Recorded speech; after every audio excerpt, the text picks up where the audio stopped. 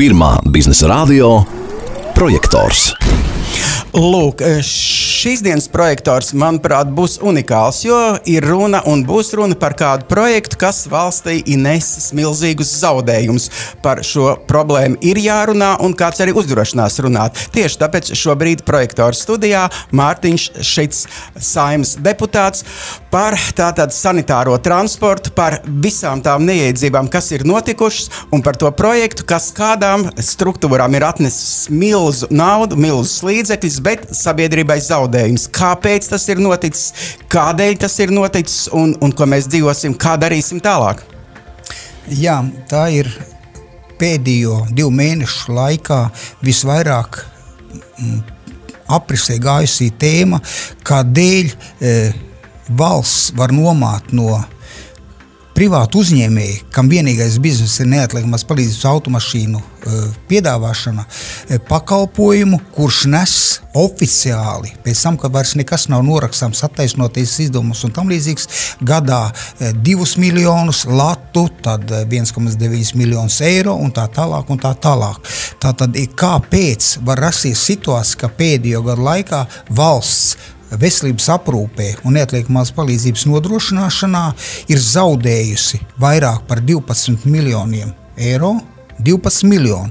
Un te pašā laikā par šo pakalpojumu, kur maksā šādu milzīgu peļņu, 12 miljoni 5 gadu laikā, tiek piedāvāts pakalpojums, kurš ir neizdevīgs valstī, kurš ir ļoti zemes kvalitātes un kurš pat neatbilst līguma nosacījumiem. Varbūt tagad pavisam konkrēti, labi, situācija kāda bija tāda, bija zaudējumi milzīgi, kādam projektiņš izdevīgs. Kas notiek pašlaik, ko darīt, vai mēs spējam kaut ko mainīt? Tāda pirmais un pozitīvā un labā ziņa ir tā, ka gan Saeimas komisijas, gan valdība beidzot ir pieņēmusi lēmumu atteikties no šī neracionālā pakalpojumu.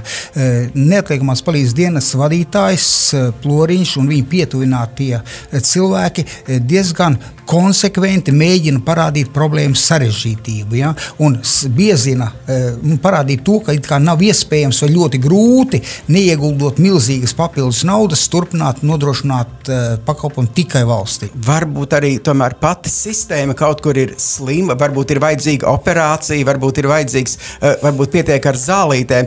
Jūs kā mediķis tomēr varat šo diagnozi kaut kā pateikt un varbūt arī kādu tādu pirmo ārstēšanās metodi. Šis atklāsmes periods arī iedrošināja daudzus cilvēkus runāt par šīm lietām. Cilvēki, drebot par savu darba vietu, baidās no pateikšanas, baila par atliekt no patiesības, un jo pret viņiem tiek vērsts mobbings, klasiskās izpausmes. Tu pasūdzējies par to, ka ir slikta mašīna, ka mēs viņā slāpstam, ka viņa ļoti nekur nederīga, bez riepām, ar nodzītām riepām, ar tam līdzi. Cilvēki baidās uzrakstīt, jo uz viņu vēstulēm neatbild, pat tad, ja viņas ir pārsūtītas ar Saimu, un pēc tam pret viņiem tiek vērstas sankcijas, izmeklēšanas par viņu kļūdām. Paldies Mārtiņam Šicam, studijā viesturs Salksnīts ar projektoru, un, protams, dzīve ir viens skaists projekts, kurā ir gan ieguvumi, gan zaudējumi, un cerams, zaudējumi būs mazāk, ieguvumi vairāk. Paldies!